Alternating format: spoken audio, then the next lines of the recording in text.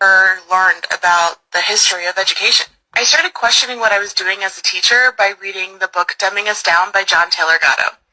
I love that book so much that I decided to read other books by him, and one of the books that he wrote is An Underground History of American Education.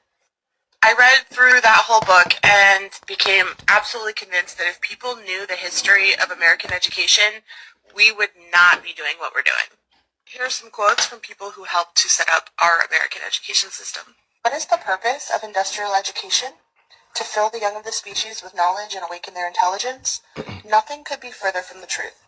The aim is simply to reduce as many individuals as possible to the same safe level, to breed and train a standardized citizenry, to put down dissent and originality.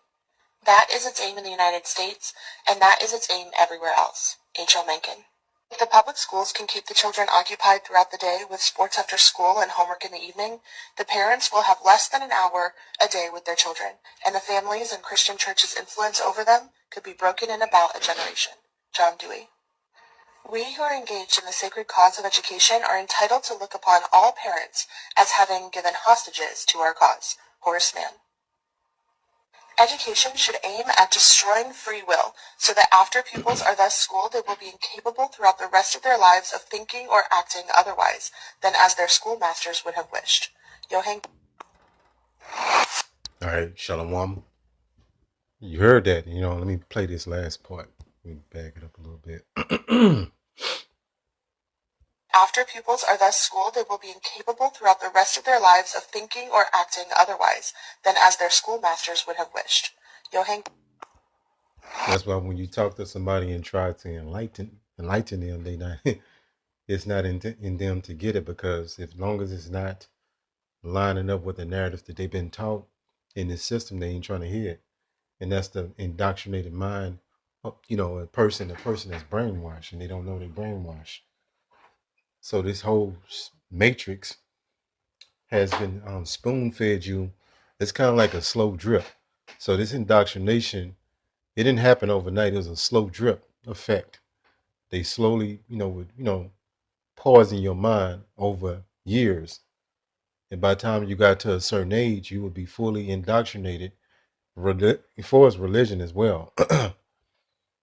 Because they actually do all these projects, Easter, Thanksgiving Day, Christmas, Valentine's Day, and many other in the school system. This is when the kids are indoctrinated.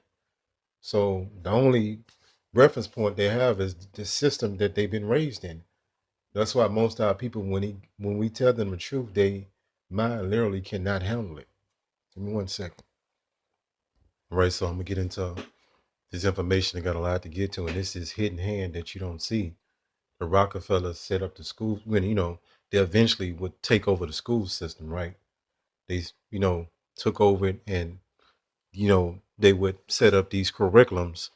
The banking families, the J people, would set these school system up to indoctrinate the people. Right here, it says in the United States, and they actually will use the religious indoctrination as well. That's why most of our people are Christians. You know what I'm saying? It says in the United States, the first compulsory education law was passed in Massachusetts in 1852. It says by 1918, all states had passed compulsory education laws. So that's a mandate that your child will have to be incorporated inside of the school system. If not, there'll be penalties. And I remember they had something called truancy. I ain't gonna go into all that, but basically, the parent can face jail time if they're not in compliance with this system. Wow, man. But this framework, this indoctrination, the matrix, as some people have coined it, has altered your reality. The only reality you know is the reality that you've been taught. And as far as any kind of knowledge, especially when it's so-called religion, because what they did is incorporated all these so-called Black, Hispanic, and Native American pastors, right? Incorporated them into one umbrella under this plantation Christianity. That's why all of them pretty much say the same thing. They might have different variations, but they all got the same agenda in mind, so-called white Jesus. So this framework in your mind has been set up by this system and you don't even know. It says framework. Check this out. Can't make this kind of stuff up. It says scheme. So the wicked plot against the just. So the so-called white man among the upper echelon of the Edomites plot against you so-called blacks, Hispanic, and Native Americans, and also the other nations as well. So they are even oppress their own people, right? So Edomites actually oppress other Edomites as well. So let's go here. Framework. 1 second. Right here. Framework. That's what I was looking for. It said a system of rules.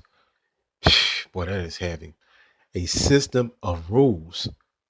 So the only rules and law our people know is through the Edomite perspective.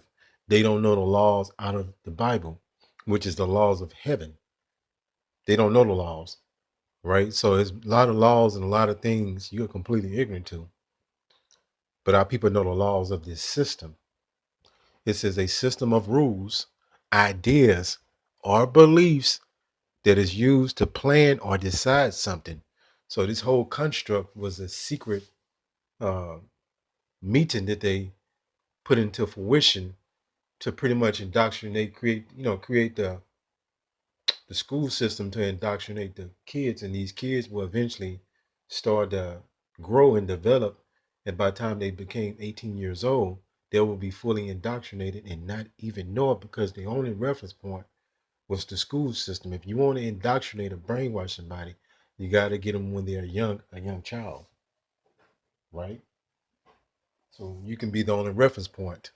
That's why it's a miracle that we was able to come out of this, because most of our people just not waking up from this indoctrination. It's too intense. It says right here.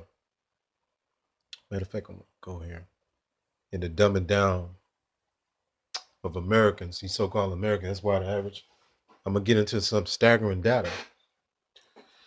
And now that a lot of you brothers and you sisters come from, probably horrific school systems, that really didn't teach you much. It was just an indoctrination. So it's the spirit of the Lord that has put us on par. Our teachers, along with the Holy Spirit, the apostles and the elders of Great Millstone, the leaders of the nation of Israel, whether you can receive it or not. It says dumb down. So the average person is dumbed down. Just hear their conversations. Look at the folly that they're into, the vanity of their mind. Their conversations, you learn a lot by listening, right? Nothing spiritual about these people. It says dumb down. It says simplify or reduce the intellectual content of something so as to make it accessible to a larger number of people. And that's why they even talk to you all dumbed down. You know what I'm saying? A lot of these jakes are in a state of dumb and dumber, as I like to call it. Because these little ninjas, a lot of these little ninjas don't even know how to read. So if they can't read, they can't comprehend. Right here at the top, it says to make something simpler and easier for people to understand.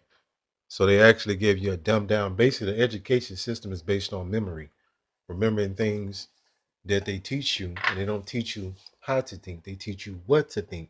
And why is that so important to know that? Because if you don't have independent thought, you can never wake up to how things really are. You're just not going to wake up. You're going to go with what you've been taught. And a lot of people are so weak-minded that they can't come out of this, right? So they purposely dumbed you down. And what I mean dumb down is giving you a education based on you have to remember stuff. That's it. And they give you a bunch of stuff in these school systems that you're not going to never use in day-to-day life. They do that on purpose so they can keep you occupied in folly and keep, actually they came up with the what's that, in the 60s, I believe. Haven't went on the history in a minute, but that's when they came up with the equality of the sexes. And that was an evil agenda for them to tax the woman and actually break up the structure of the family so they can indoctrinate the child. And then after that child is indoctrinated, that child is going to indoctrinate their child, and then it's just on residual income, so to speak. All right, so a lot of people dumb down and they don't know it. I put in what Salakia. I put in what percentage of Americans who have a high IQ. It says most people have an average IQ. Matter of fact, I found something a little bit more straight to the point. It says overall, about 98% of people have a score below 130. And so basically it was like, let me keep reading this. If you're among the 2% with a higher score, it was something that I saw that was,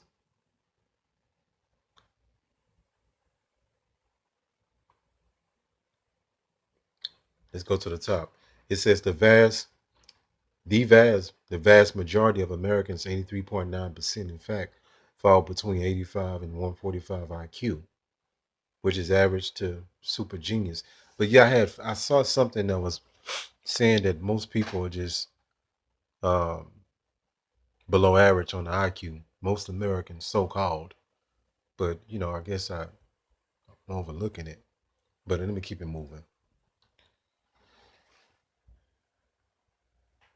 Let's keep going here. And this lack of knowledge and dumbing down, because they actually gave you a very dumbed down understanding of the Bible. A lot of people don't even know what's in the Bible.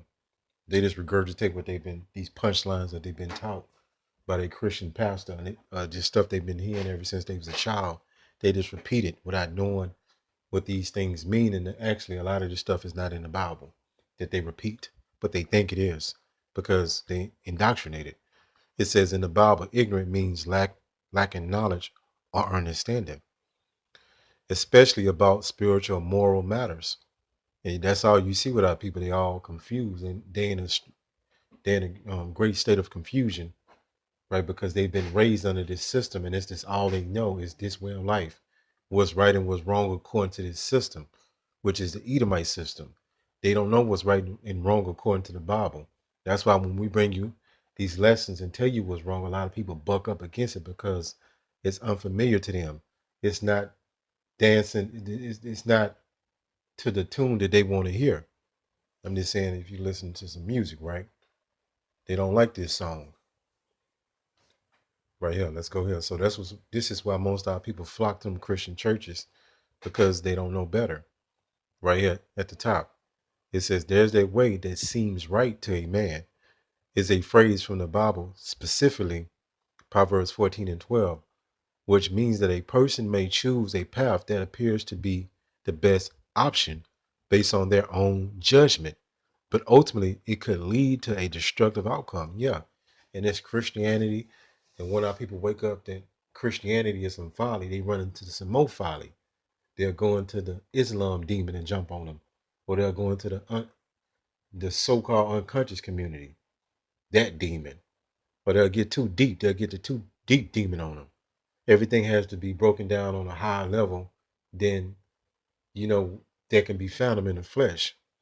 So they get that deep demon on them, that super deep demon. And some things are super deep, but you got to break down these lessons and these scriptures in a simple fashion, right? So people can understand. But yeah, you see, and this is, I put in, sheep need to be led. So if you're a wise person, right, that's why Yahweh Shai said he came to the lost sheep of the house of Israel. Why did he say that? Because for many different reasons. There's other parables and other truths out of that. But one of the things he said because he was going to be the sacrificial lamb um, for Israel, and also the shepherd. You know what I'm saying? Yahweh Shai is known as the good shepherd. And what does a shepherd do? It tends over the sheep. It protects the sheep. It looks over the sheep for dangers, false doctrines would be the equivalency, right? And you have something called a hireling that would look over the sheep. That's what you got today with these modern day Christian pastors. All right. Hopefully this lesson was edifying.